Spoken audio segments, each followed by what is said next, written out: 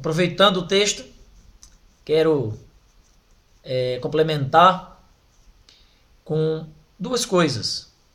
Primeiro, todo cristão deve viver pela graça de Deus. Nós não vivemos mais pela lei. No entanto, isso não nos dá brecha em margem para vivermos no pecado. O apóstolo Paulo disse, olha, vós sois livres, mas não usei da liberdade para dar ocasião à carne. O que é carne?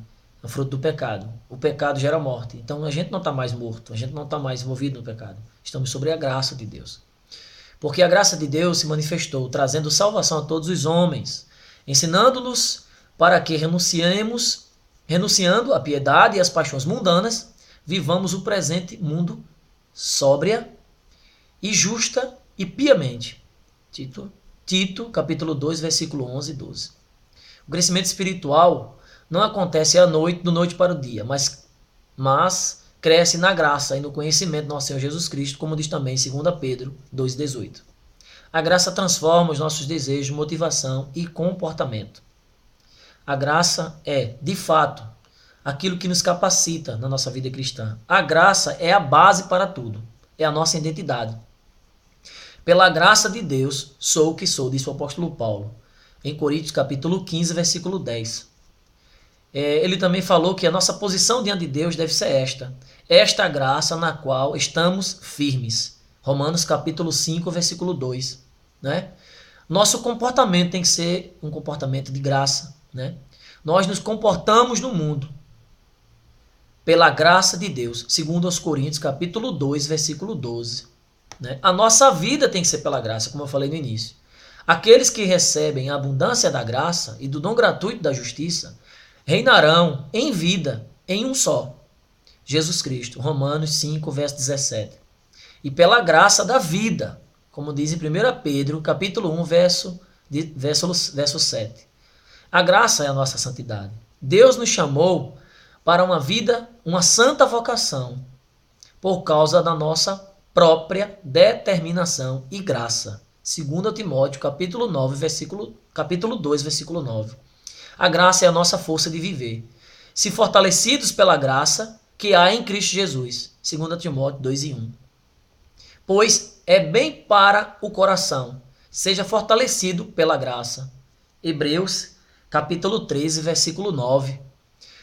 Nosso modo de falar deve ser pela graça.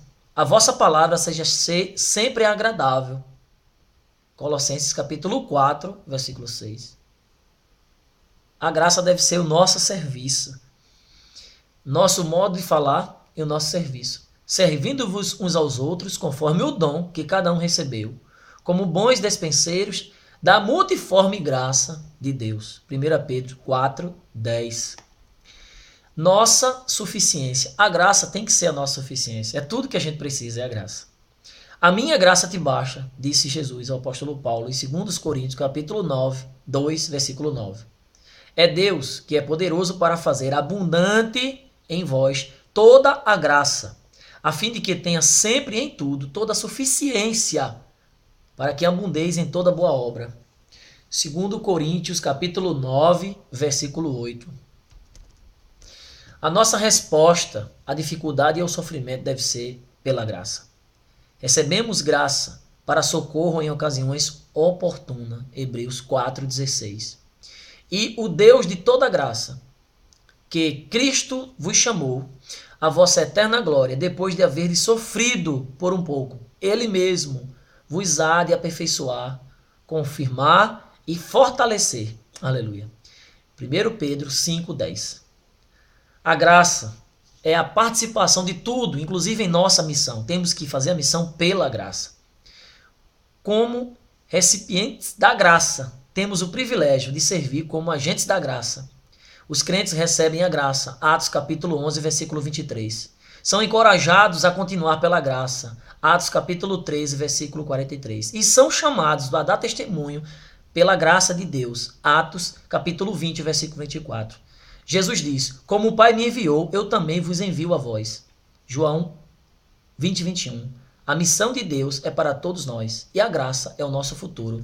1 Pedro, capítulo 1, versículo 13. E também a nossa esperança. Romanos 5, 21. Deus abençoe em nome de Jesus. Tá aí os vídeos. Eu espero que você aprenda bastante com esse vídeo. Deus abençoe, a paz do Senhor Jesus.